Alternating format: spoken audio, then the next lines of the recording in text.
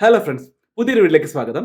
ബാംഗ്ലൂർ ഞാൻ ജോലിക്ക് വന്നതിന് ശേഷം എൻ്റെ ലൈഫിനെ സ്പോയിൽ ചെയ്ത അല്ലെങ്കിൽ എന്നെ കടങ്ങളുടെ ആഴങ്ങളിലേക്ക് തള്ളിവിട്ട ഒരു ഹാബിറ്റിനെ കുറിച്ചാണ് ഞാനിവിടെ സംസാരിക്കാൻ പോകുന്നത്. അപ്പോൾ എനിക്ക് തോന്നി ഇത് പുതിയതായി ബാംഗ്ലൂർ പോലുള്ള ഒരു സിറ്റിയിൽ വരുന്ന എൻ്റെ അനിയന്മാർക്കും അനിയത്തിമാർക്കും വളരെ യൂസ്ഫുൾ ആവുമെന്ന് തോന്നിയുകൊണ്ടാണ് ഞാൻ ഈ വീഡിയോ ചെയ്യുന്നത്. ഞാനൊരു 2014, 2015 ഘട്ടത്തിലാണ് ബാംഗ്ലൂർ ക്യാമ്പസിൽ നിന്ന് പ്ലേസ്ഡായിട്ട് ബാംഗ്ലൂർ ജോലിക്ക് വരുന്നത്. അപ്പോൾ അതേ വർഷം തന്നെ എൻ്റെ ഗേൾഫ്രണ്ടും ബാംഗ്ലൂരേക്ക് ജോലിക്ക് വന്നിട്ടുണ്ടായിരുന്നു. അതിനെക്കുറിച്ചൊക്കെ നമുക്ക് വേറെ വീഡിയോയിൽ സംസാരിക്കാം. ഇപ്പം എൻ്റെ ഗേൾഫ്രണ്ട് അല്ല കേട്ടോ, ഇപ്പം പുള്ളിക്കാരി എൻ്റെ വൈഫാണ്. വന്നപ്പോൾ കമ്പനി ജോയിൻ ചെയ്തു. അവിടുന്ന് എനിക്കൊരു ബാങ്ക് അക്കൗണ്ട് എടുത്തു തന്നു. ബാങ്ക് അക്കൗണ്ട് എടുത്തു തന്നപ്പോൾ എനിക്ക് അതിൻ്റെ കൂടെ ഒരു ക്രെഡിറ്റ് കാർഡും എടുത്തു തന്നു. നമ്മുടെ സാലറിയുടെ ഒരു 6 ഇരട്ടി 7 ഇരട്ടിയൊക്കെയാണ് നമ്മുടെ ക്രെഡിറ്റ് കാർഡിന്റെ ലിമിറ്റ് കിട്ടുന്നത്. നിങ്ങൾക്ക് അറിയാമല്ലോ. എന്റെ ഫസ്റ്റ് മന്തിൽ ക്രെഡിറ്റ് കാർഡിന്റെ ബില്ല് തന്നെ ഏകദേശം 15,000 16,000 ബില്ലായിരുന്നു അല്ലെ.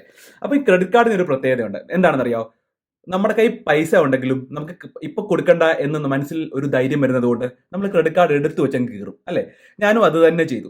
അപ്പം നെക്സ്റ്റ് മന്തിലെ സാലറിയുടെ ഒരു 50-60% ക്രെഡിറ്റ് കാർഡിന്റെ ബില്ല് അടയ്ക്കാൻ വേണ്ടി മാത്രം പോയി തുടങ്ങി. അപ്പം ഈ 15,000 ഫസ്റ്റ് മന്തിലെ credit card bill second month ആയപ്പോഴത്തേക്ക് അത് 16,000 ആയി, 17,000 ആയി, ഇങ്ങനെ കൂടി വന്നു.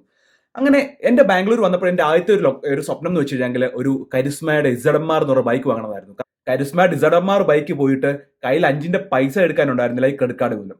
എല്ലാ മാസവും ക്രെഡിറ്റ് കാർഡ് ബില്ലുകൾ ഇങ്ങനെ കൂടി വന്നു. അവസാനം ഒരു ഘട്ടം എത്തിയപ്പോഴത്തേക്കും കയ്യിൽ നമ്മുടെ സാലറി മൊത്തം ക്രെഡിറ്റ് കാർഡിനകത്തേക്ക് അടയ്ക്കുക, പിന്നെ പുറമെ കടം എടുത്തിട്ട് ക്രെഡിറ്റ് കാർഡിനകത്തേക്ക് അടയ്ക്കേണ്ട ഒരു ഗതി വന്നു. നമ്മൾ ജീവിക്കുന്നതിന് ക്രെഡിറ്റ് കാർഡിന്റെ ബില്ല് അടയ്ക്കാനാണെന്ന് ഒരു ഗതി വന്നു. നമ്മൾ ഈ ലൂപ്പിനകത്ത് ഞാനിങ്ങനെ പെട്ടു തുടങ്ങി. കയ്യിൽ നമ്മൾ മാനസികമായിട്ട് ഭയങ്കര ഡെസ്പായി. കയ്യിൽ ഒരു പൈസ എടുക്കാനില്ല. ഇങ്ങനെ ഒരു ഘട്ടത്തിലേക്ക് വന്നു.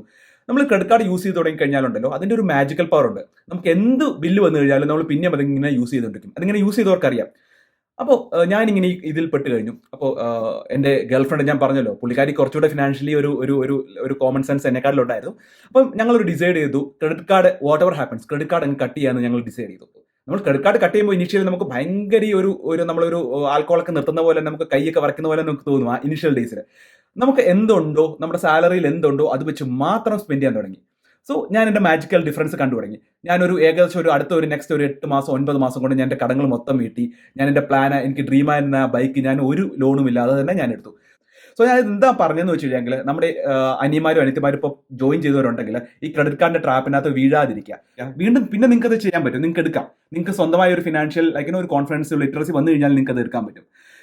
ഈ വീഡിയോ നിങ്ങൾക്ക് ഇഷ്ടപ്പെട്ടു കഴിഞ്ഞാൽ ഷെയർ ചെയ്യുക. നിങ്ങൾ ഏതെങ്കിലും ഫ്രണ്ട് ഇതേ ട്രാപ്പിലുണ്ടെങ്കിൽ ഫ്രണ്ടിന് സജസ്റ്റ് ചെയ്ത് കൊടുക്കുക. അപ്പം seen the next video. By.